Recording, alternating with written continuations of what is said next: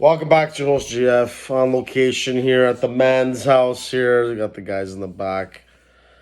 Got a new friend here. Soul's over here. We got to keep people incognito, man. They don't want their wives finding out they're having fun watching football. Anyway, it is what it is. Toronto Maple Leaf weekly recap. They finally had a week where they didn't win or have a winning record, but they're 1-2. Wow, whoop-de-doo. But the Bruins game, disappointing. We'll get to that. Starts with a win. Game winner, clutch pass, Nylander to Marner on their middle left in the third. They win the game, tight game 2-1 on Wednesday. No Austin Matthews for these two games. Back-to-back, then they go to Detroit. Bobby McMahon coming in. The Leafs always give these guys one chance, like to have a game or whatever. And then he has the goal disallowed. I think they should allow all those kinds of goals. Promotes more offense. You're not really kicking it in if you kick it and then it goes in off of someone. Anyway, NHL, figure it out, get it right. Samsonov was great. Leafs D hung him out to dry. Leafs D struggling. They can't provide offense or anything. We rely too much on the big four. It's the same messages for me, people. I keep it real. So anyway, the heavyweight fight, Hockey Night in Canada, Saturday night.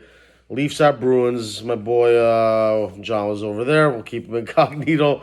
He knows who he is. And it's none of his concern. But anyway, so you like that in the back, huh?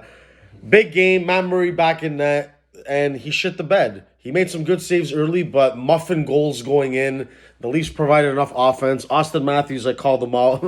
My buddy Drama, he knows. We call certain guys out, but Matthews needed a big third, answered the call, big goal. You score 3 goals on the road against the best team in the league, and you can't. The Leafs do it to themselves. This is why they lose. It's little attention to detail things. The Kerfoot high stick penalty, the bad penalties at bad times. That was a reference to Tampa Bay. You know me, I'll never forgive Kerfoot for that. But the point is, the Leafs, they do it to themselves. That's why no one trusts them still with this GM and coach and structure to come through in the clutch. My Cowboy, they don't have it. There's something missing. But Matt Murray, you cost him that game. But again, he does have a chance to redeem himself. We'll see what he has in the playoffs.